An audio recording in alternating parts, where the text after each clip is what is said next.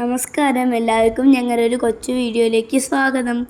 നമ്മളിന്ന് നമ്മുടെ തോട്ടത്തിലെ ജാതിക്ക പറിക്കാൻ പോവുകയാണ്.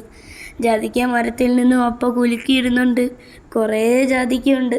അമ്മ തറയിൽ നിന്ന് ജാതിക്കയും പറക്കിയെടുക്കുന്നുണ്ട്.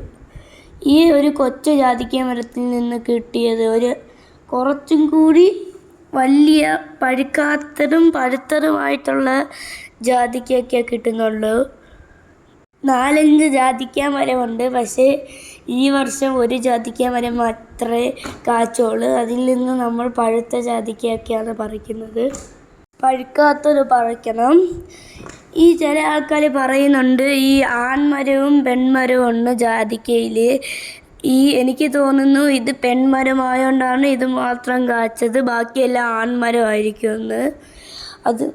അപ്പം വെളിയിൽ നിന്ന് ജാതിക്ക കുലുക്കിയിടുന്നുണ്ട്. താഴെ അമ്മ അത് പറക്കിയെടുക്കുന്നുണ്ട്. നമ്മൾ വീട്ടിൽ നിന്ന് ഒരു കവറും കൊണ്ടുവരാത്തതുകൊണ്ട് നമ്മുടെ സ്കൂട്ടിയുടെ ബാക്കിലാണ് ഇടുന്നത്.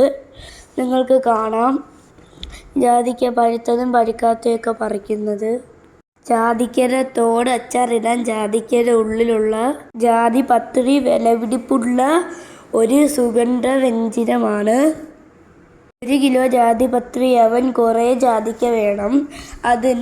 അത് ഉണക്കി കൊടുത്താൽ മാത്രമേ പൈസ കിട്ടൂ. ഇത്രയും ജാതിക്കയാണ് കിട്ടിയിട്ട് നമ്മളിത് സ്കൂട്ടിയുടെ ബാക്കിലിട്ടിട്ട് ഇനി നമ്മൾ വീട്ടിൽ പോവും.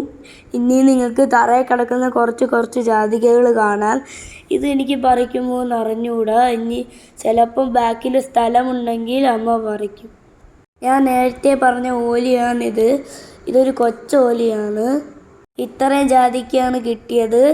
അങ്ങനെ ഈ സ്കൂട്ടിയുടെ ബാക്ക് നിറഞ്ഞുകൊണ്ട് നമ്മൾ പോവുകയാണെന്ന് തോന്നുന്നു. എല്ലാവരും ലൈക്ക് ആൻഡ് സബ്സ്ക്രൈബ്.